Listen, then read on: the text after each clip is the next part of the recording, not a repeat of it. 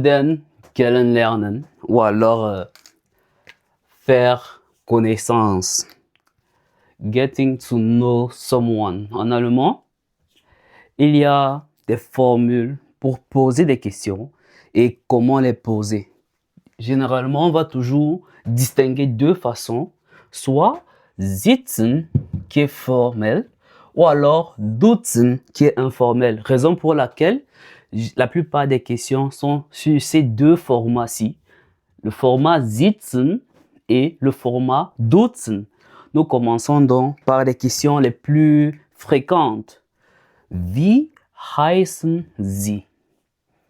Quel est votre nom? Ou alors, was ist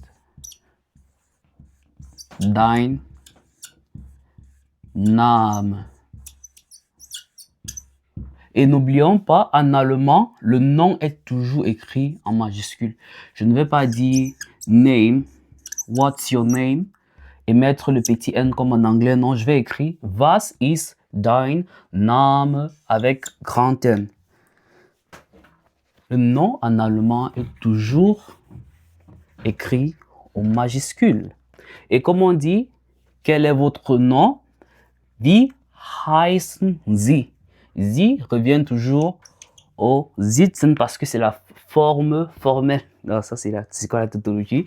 C'est la version formelle. Dire forme formelle, c'est un peu bizarre. Wie heißt du? N'oublions pas. Heißen, sich heißen. Ça veut dire s'appeler. Ça veut dire s'appeler. Alors, quel est ton nom? Parce que là, on est quitté de sitzen à dutzen. Pour ça qu'on a utilisé du. Wie heißt du? Et vous avez remarqué que comme c'est du que nous utilisons, on va donc conjuguer heißen. Raison pour laquelle on enlève la terminaison en et on remplace ça par t. Alors, nous continuons avec wie ist Ihre Familienname? Quel est votre nom de famille? Quel est votre nom de famille? Votre ici là réfère à ihr. Was ist Ihr Familienname? Et comme j'ai dit tout à l'heure, autant pour moi, wie ist Ihr Familienname? On ne dit pas was. Wie ist dein Familienname? Alors, nous allons continuer avec les prochaines questions. Woher kommen Sie?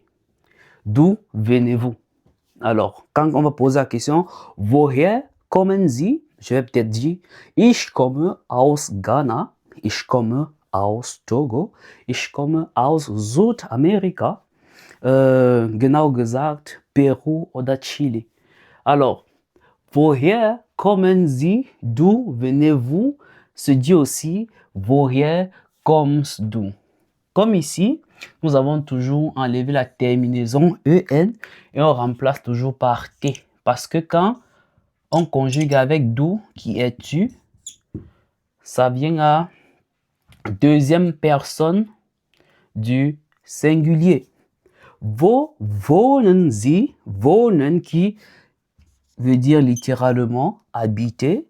Wo wohnen Sie? Où habitez-vous? J'habite à Berlin, j'habite à Hamburg, j'habite à Francfort. Ich wohne in Berlin. Je pourrais dire ich wohne in Berlin. Oder Hamburg. Oder Saar Louis, etc. Und so weiter. Und so weiter. En allemand, c'est USW. Und so weiter. So, ensuite, même stratégie, ça ne change, rien ne change en fait. On va dire wohnen, comme c'est d'où, on va toujours enlever le en et on va remplacer par t. Wo wohnst du? Où habites-tu? Alors, vous avez remarqué que la plupart des questions, ça commence avec W. On appelle ça les W-Fragen. Et j'avais dit dans une vidéo précédente concernant l'alphabet, W en allemand se prononce B. C'est pour ça que, par exemple, la marque auto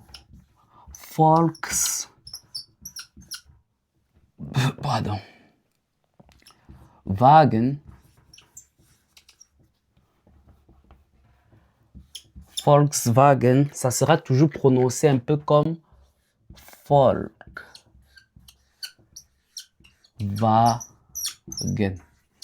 Parce que le W sera toujours prononcé comme V. Et V sera toujours prononcé comme F. Ce qui est très important. Très important. Alors, nous poursuivons avec la suite. Et on continue avec les W-Fragen. Wie alt sind Sie? Quel âge avez-vous? Ou alors, wie alt bist du? Et quand on te pose la question, wie alt sind Sie? Tu réponds, ich bin XX Jahre alt. XX qui revient à peut-être 15 ans, 28 ans, 63 ans. Alors, ich bin 15 Jahre alt oder ich bin 28 Jahre alt oder ich bin 63 Jahre alt. Donc, les nombres, c'est toujours le nombre qui est derrière. C'est toujours le nombre qui est derrière qui est prononcé en premier lieu. Parce que 63, en allemand, c'est 63. Tout comme 28, c'est 28. Alors, quel âge as-tu? Wie alt bist du? Bon, pour les autres verbes, nous avons vu que généralement, on enlève le EN et on met S ou ST. Par exemple, machen Sie devient machst du, puisque ça c'est tu et ça c'est vous. Comme tu, c'est la deuxième personne du singulier. Par contre, sind vient du verbe être. Alors, les règles changent parce que on dit ich bin, aber du bist. On ne va pas dire, comme c'est sind, on ne va pas dire sinst ou alors sind. Non, ça c'est complètement incorrect. On va toujours dire du bist. Dans une prochaine vidéo, je vais consacrer ça particulièrement au verbe être et une autre au verbe avoir. Comment les conjuguer. Alors, nous poursuivons. Was machen Sie beruflich? Alors, beruflich vient du terme Beruf. L'article, c'est der Beruf, le travail. Donc, der Beruf, c'est le travail. Alors, qu'est-ce qu'on a fait? On a transformé Beruf en beruflich. C'est pour ça que ce n'est plus, le B n'est plus au majuscule mais au minuscule. Que faites-vous dans la vie? Je pourrais dire, je suis mécanicien, je suis médecin, je suis enseignant. Also, ich bin Mechaniker, ich bin ein Lehrer oder ich bin Arzt von Beruf. Après, ici, on dit, was magst du beruflich?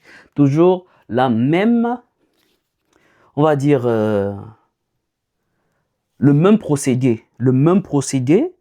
Et c'est juste du et sie qui seront changés. Alors, poursuivons avec les questions fâcheuses. Les questions fâcheuses. Par exemple, quand on demande sind sie verheiratet? C'est pour dire, Êtes-vous marié? Êtes-vous marié? Si vous ne connaissez pas personnellement la personne, ne posez pas ce genre de questions. Êtes-vous marié? Alors, si vous ne connaissez pas personnellement la personne, ça pourrait être un job. Ça pourrait être un job que vous envoyez. Alors, bist du verheiratet? Es-tu marié? Et les questions finalement ne sont pas très nombreuses. On a aussi Hast du Kinder oder haben Sie Kinder? Hast du Kinder? As-tu des enfants? Ou alors haben Sie Kinder? Avez-vous des enfants? Nous faisons donc le récapitulatif. Commençons par Wie heißen Sie? Quel est votre nom? Wie heißt du? Quel est ton nom? Was ist Ihr? Oh, je dis toujours was. Wie, autant pour moi. Moi, je commets des erreurs. Wie ist Ihr Familienname? Wie ist dein Familienname? Woher kommen Sie? Woher kommst du? Wo wohnen Sie? Wo wohnst du? Et ne t'inquiète pas, dans une vidéo suivante, je vais expliquer c'est quoi les W-Fragen et comment les poser correctement. Poursuivons avec Wie alt sind Sie? Wie alt bist du? Was machen Sie beruflich? Was magst du beruflich? Sind Sie verheiratet? Bist du verheiratet? Hast du Kinder? Haben Sie Kinder? Et non seulement, quand on prononce certains mots, il y a toujours l'intonation die Betonung. Donc, par exemple, Kinder. C'est comme ça pour la plupart des mots, mais même ça aussi, on devra voir ça dans une des vidéos suivantes. Alors, c'est tout. Je te souhaite bon courage. J'espère que cette vidéo t'a plu. Dans la prochaine vidéo, nous allons parler des formules de politesse. Comment échanger avec les gens de façon agréable. Alors, en commentaire, écris le mot ou alors l'expression que tu as aimé, ce qui t'a surpris, et peut-être des tips qui pourront aider d'autres personnes. J'ai aussi laissé un lien dans la description pour le groupe ou la communauté Hitalki sur Telegram. Sur ce, je te souhaite beaucoup de courage et bis bald.